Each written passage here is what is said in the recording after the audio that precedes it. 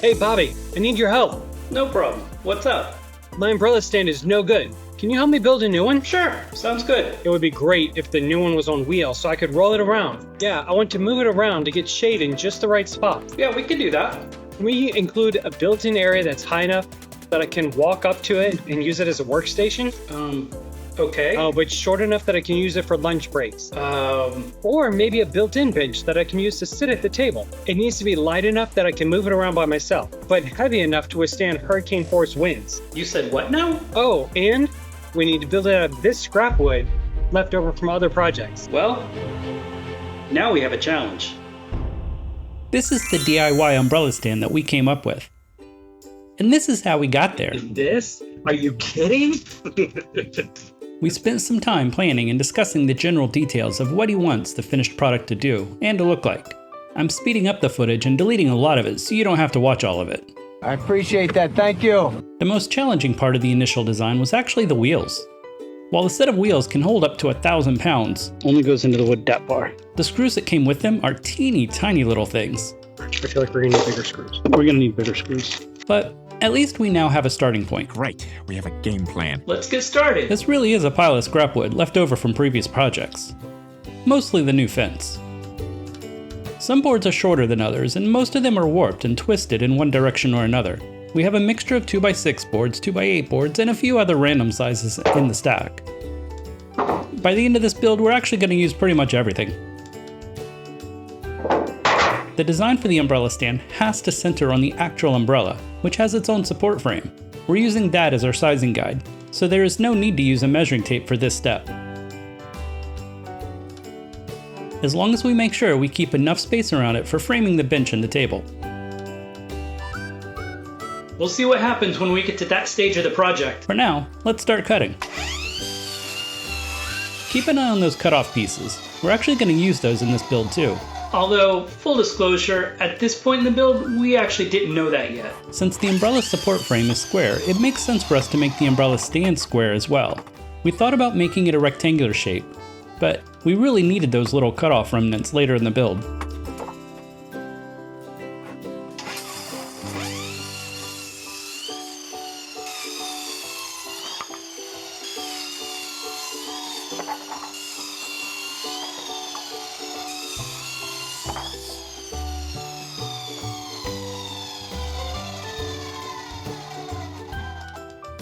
Even though I'm laying these out in contact with each other, we're going to space them out during the assembly to get a true square without having to rip down any of the boards. We just need to find enough matching wood for 2 more planks. Oh good, Andy found another plank.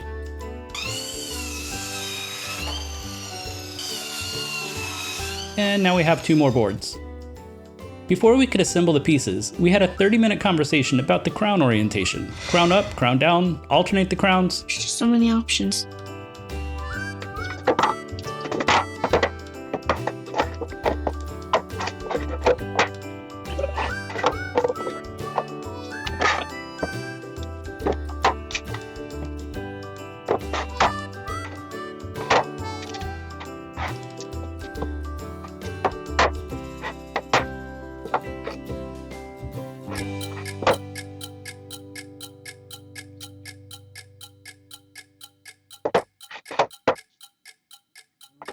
Now we can start assembling these things.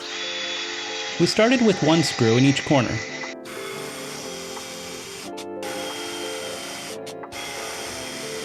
With the 4 corners secure, we're squaring off the square to make sure it's, square. I'm bracing it with my foot while Andy taps the opposite corner. We should be good now. Let's check.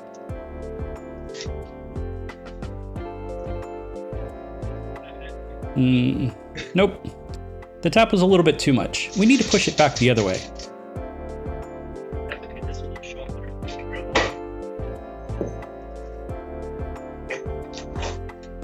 What are you at? What are you at? 58 and 8. Okay, now we're ready for the next step. More screws at the corner will lock the base together.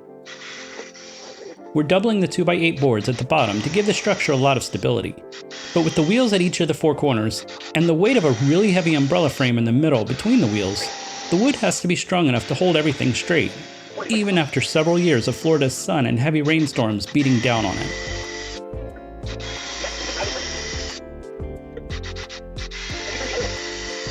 The center plank needs to be centered because the umbrella's leg will sit directly on top of it.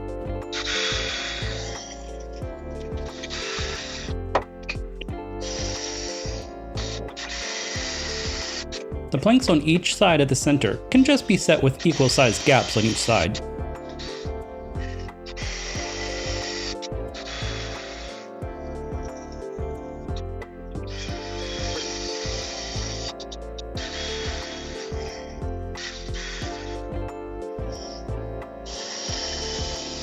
That's all 5 planks on the top attached, to just the 2 outside planks on the bottom.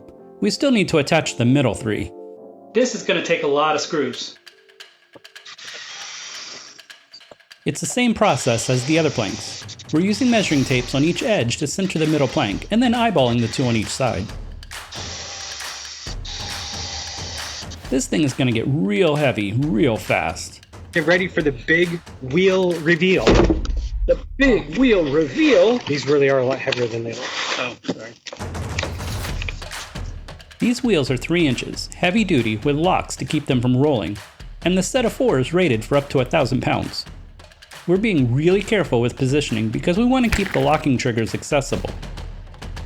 But if the attachment screws are too close to the edge, they could splinter the wood and lose their strength.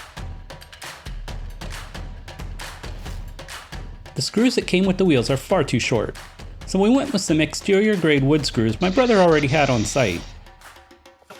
However, the heads of those screws were too small for the holes in the wheel plates. The solution? Washers. We used a washer for each screw. So now the washers keep the screw heads from pulling through the holes in the wheel plates. Now we just have to flip it over onto its wheels. It really is starting to get heavy. Okay, and we're rolling. Action! The umbrella kit that we used includes a frame with legs, along with the mounting pole. The order in which we attach these doesn't seem to matter.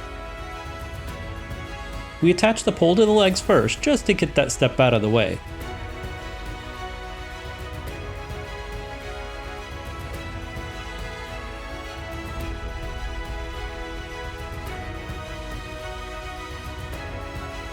Notice the swiveling part? That will allow us to turn the umbrella around in a circle while the base is standing still. The pin I'm holding gets set into one of these holes, in order to stop the umbrella from circling once we have it in position. Before we attach the legs, we need to make sure the metal frame is centered on the wooden base. Or, to be more accurate, we need to make sure the next step in the wood framing will fit all the way around the edge.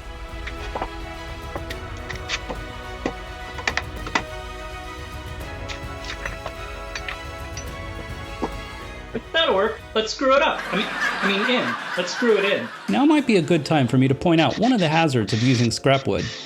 These planks were partially stained with protective coating. The downside is that coating makes it a lot harder to get screws started. They go in a lot easier with a pre-drilled hole. It also helps to use the right size bit for the screw head. I'm going to start pre-drilling while Andy gets a new bit and follows me with screws.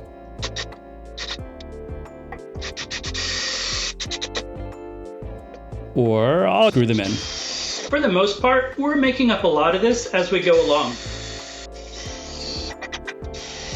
If you're glad I edited out the hours of footage that shows the 2 of us talking or moving pieces around trying to get the most usefulness we can out of this scrap wood, please hit the like button to show your appreciation. And if you've made it this far into the video, you should probably subscribe to the channel too. I'm just saying. There? That button there. Oh, great. 2 of these boards are 3 inches longer than the other 2. That way they'll overlap at the corners. The longer pieces are on the sides of the umbrella stand, while the shorter pieces are on the front and back. And there's more talking, but don't worry, I got this for you.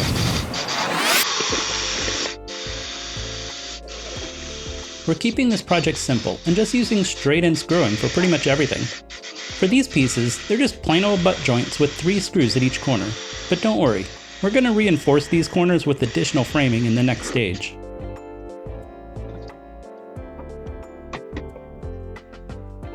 We're attaching the side rails using the same 3-inch exterior grade wood screws, and we're coming up through the bottom.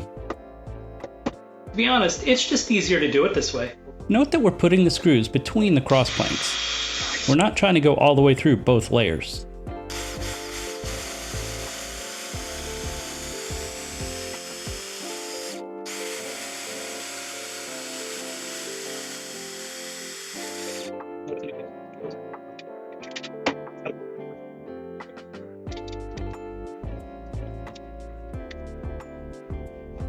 We spend a lot of time talking about the bench framing because we're still using scrap and we're starting to run low on the number of big pieces we have available. Looking at our options, we decided to add another layer of 2x8 wood on the back and sides of the bench area, and we used the little cutoffs of the 2x8 boards on end. Each of these cutoffs will be attached to the lower rail and the upper rails to hold the rails together. Also, note that we switched the overlap direction for this level to increase the strength of those corners. For the top, since we're nearly out of 2x8 boards, we switched over to 2x6s instead. All of this wood is treated for ground contact, since it was originally purchased for a fence build project. But these aren't stained yet.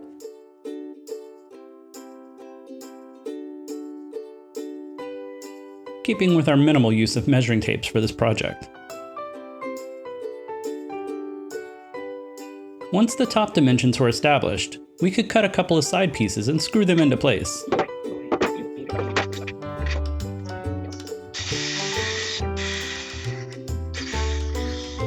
We waited to attach the side support pieces and the side rails until after the bench seat boards were cut. I'm using this board as a spacer because we want the support board from the side to also work as an attachment point for the piece that will go across the front. Here's a better angle of it.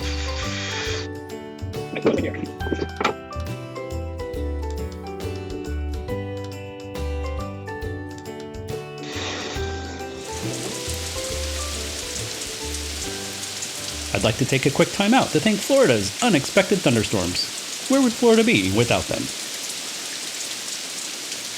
And we're back. This probably should have been a 2x4, but we don't have any of those, so we're using a 2x6. By running this across the front, we're able to leave it open underneath the bench, providing for a bonus storage area. At some point, Andy may upgrade the bench with hinges so that it can be open from the top. If you think he should do that, let me know in the comments below. So far, so good. Let's review our task list real quick. It needs to be on wheels, it needs a workstation, it needs a table for lunch breaks, it needs a bench, and it needs an umbrella. We have the wheels and the bench. We've got more work to do. Next up, the workstation. For the height, we're installing a couple of simple legs and screwing them into the side rails.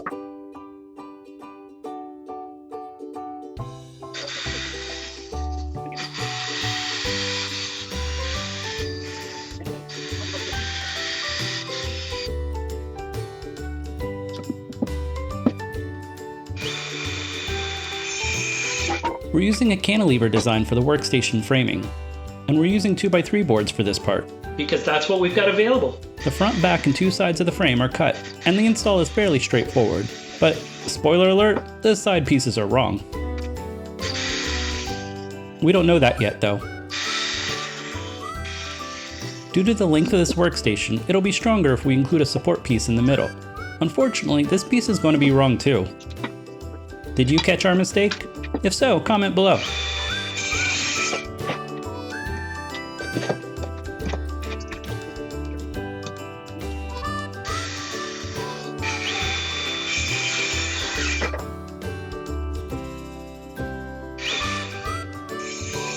For the workstation top, we're switching to 1x8 boards, and we have 2 of them. That was our mistake. This would suffice for a workstation, but it's too far away from the bench to be comfortable as a table. We actually meant for it to have 3 planks across the top. To hold 3 of them, we'll need to replace the 2x3s with longer pieces. Oh, I'm sure we'll get them right the second time.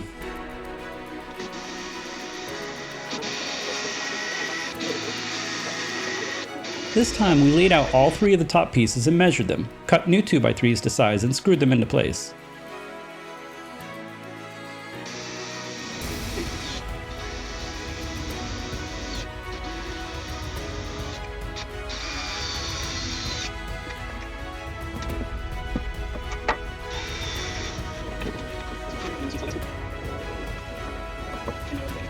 Oops. Now what? The 2x3 closest to me overlaps the sides. We forgot to deduct for that board. After more discussion, we decided to stick with it and just space out the top a little bit. So all that's left to do now is screw in the top, seal the wood for additional weather protection, and install the umbrella.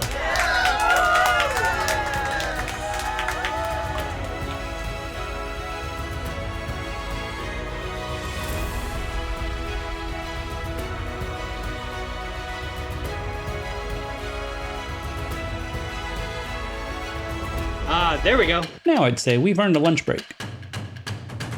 Break time is over and it's time to start working on the next project.